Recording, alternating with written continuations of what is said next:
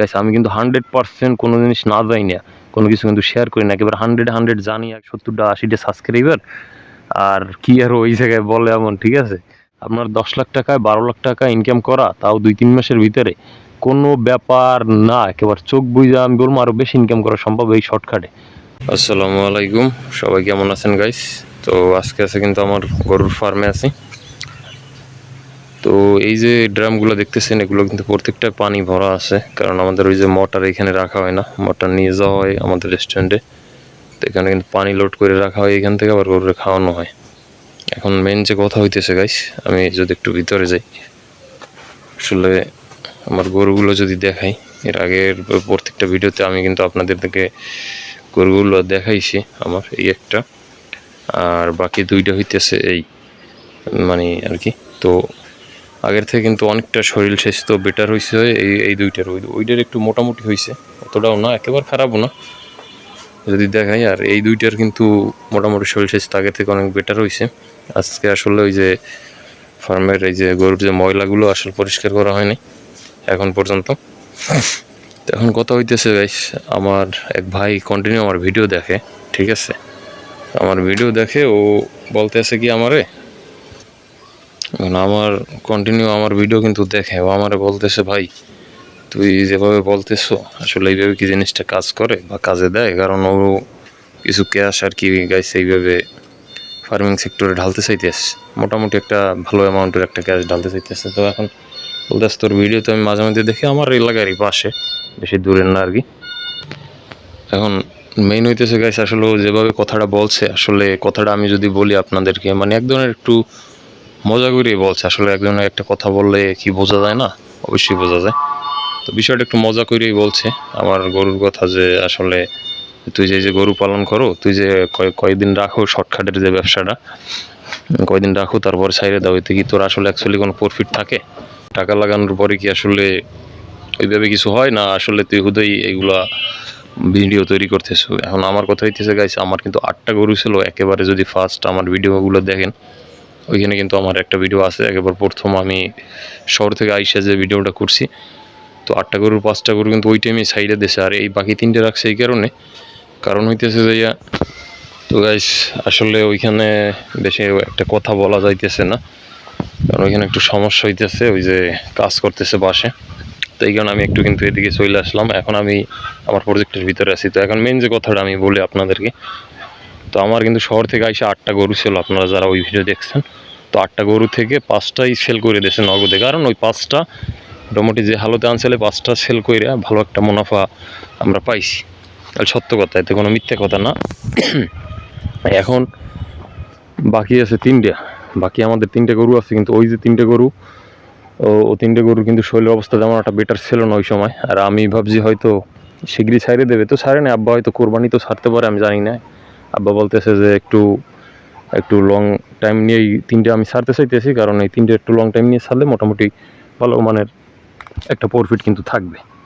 যাই হোক, এখন আমার ওই যে ভাই আমার ভিডিও দেখে, সে জিনিসটা নিয়ে একটু মানে মজাই করছে, মজার ছলেই জিনিসটা মজা করে বলছে। কিন্তু আমি একটা জিনিস গাইছে, আমি কিন্তু 100% কোনো জিনিস না যাই না, কোনো কিছু কিন্তু শেয়ার করি না, একেবারে 100 জানি আগে যে জিনিসটা অ্যাকচুয়ালি কে কতটুক এই জিনিসটা কাজের, বা এই জিনিসটা কি ফেক কিনা, এইভাবে সম্পূর্ণ আমি কিন্তু ডিটেলস নিয়ে তারপর একটা ভিডিও তৈরি করি, ঠিক আছে? আমার ভিডিওতে যেহেতু নতুন চ্যানেল গাইছে, হয়তো ভিউ কম আসে বা জিনিসটা এই কারণে হয়তো অনেকে সিরিয়াস নেয় না, যে ঠিক আছে আমার ভাই হয়তো এরকম কিছু একটা ভাবছে যে 70টা 80টা সাবস্ক্রাইবার আর কি আর ওই জায়গায় বলে এমন, ঠিক আছে?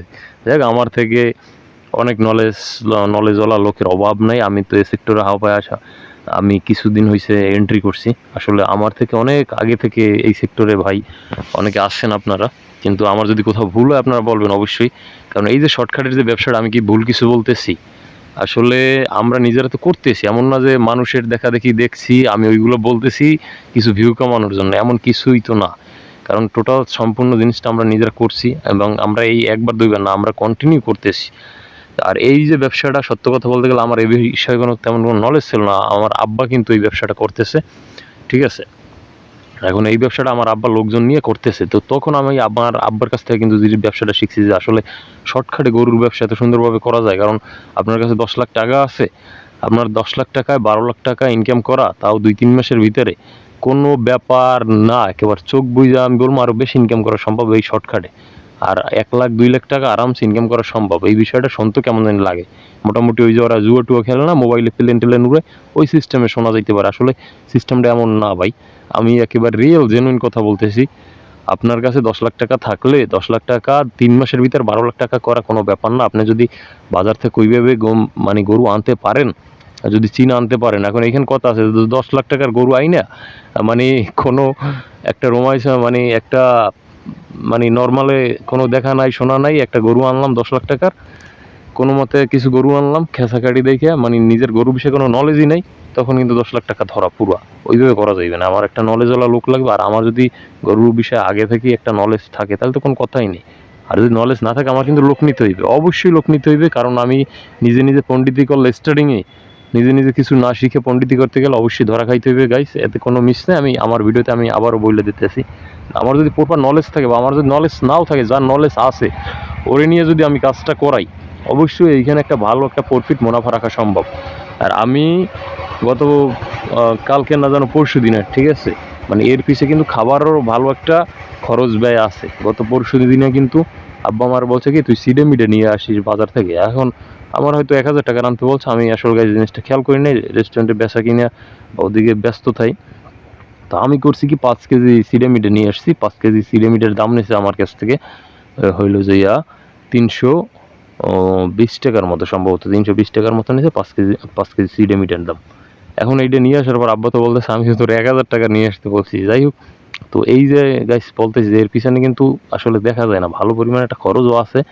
কিন্তু মেইন হলে যে শর্টকাটের যে বিষয়টা, এই বিষয়টা আমি এগ্রি এই কারণে, কারণ এই জিনিসটা একটা মজার জিনিস। কারণ ওই লং টাইম বছরকে বছর গরু পালা আমার দ্বারা কেমন জানি গেছে লাগে। আমি গরু পালা ইন্টারেস্টেড, কিন্তু এইভাবে বছরকে বছর পালা ছাও হইবে বাচ্চা হইবে দুধ দেবে এতে আমি ইন্টারেস্টেড না। আমার কথা হয়ে গিয়ে আমি গরু আনবো মার্কেট থেকে, নর্মাল খেসাগাড়ি গরু আনবো দেখে শুনে, ওইগুলো আইনে মার্কেট থেকে আইনে পাইলে পয়সা দেখা গেছে যে ওই গরুগুলোর যাতে গ্রোথ হয়, গ্রোথ যদি না হয় তাহলে ওই গরু আইনে কিন্তু মানে লাভবান হওয়া সম্ভব না। মানে মোটামুটি যে গরু কিনবে ও দেখে শুনে কিনতে হইব। তো কিনলে ওইভাবে মার্কেট দিয়ে আইনে 3 মাস সর্বোচ্চ 4-5 মাস সর্বোচ্চ টোটাল পারলে, 5 মাস লাগে না এত সময়, 3 থেকে 4 মাস যদি রাখা যায়, ভালো খাবার দেওয়া যায়, যত্ন করা যায়, ট্রিটমেন্ট করা যায়, তারপর আবার কিন্তু ভালো একটা প্রফিটে সাইডে দেওয়া যায়। এভাবে কিন্তু বছরে মোটামুটি আমি যদি দেখি 3-4 ব্যাচ করা যায়। 4 ব্যাচ একটু কঠিন হয়ে যায়, 3 ব্যাচ করা যায় আরামসে। 3 মাস বা 4 মাসের এইভাবে কইরে 4 মাসের কইরে 3 ব্যাচ করা যায় বছর। আপনি 3 ব্যাচ যদি করেন ভালোভাবে, আপনি যদি পুঁজি আসলে ইনভেস্ট করতে পারেন, 3 ব্যাচে আপনার ভালো টাকা ইনকাম হয়ে যাবে বছরে, ঠিক আছে এটা। আর এই যে বিষয়টা কোনো রিস্ক, তেমন একটা রিস্ক নাই, এই বিষয়টা রিস্ক একটু কম। তবে কেনার সময় যদি আপনি মানে দেখে শুনে কেনায় যদি জিততে না পারেন তাহলে কিন্তু আপনি বিক্রিতে জিততে পারবেন না, ঠিক আছে। আপনার কেনায় জিততে হইবে, তাহলে আপনি বিক্রিতেও জিততে পারবেন। এই বিষয়টা গরুর বিষয় না, শুধু প্রত্যেকটা বিষয় কিন্তু ক্ষেত্রেই এমন, কেনায় আপনার জিততে হইবে, ঠিক আছে। তো গাইস আজকের ভিডিও এই পর্যন্ত, সবাই ভালো থাকবেন। অনেক কথা বললাম, কিন্তু আপনাদের এই বিষয়টা মানে অনেকে জিনিসটা মজায় নেয়, আসলে মজার কিছু না। শর্টকাটে সুন্দর একটা ব্যবসা গরুর, যারা করতেছে তারা অবশ্যই জানে।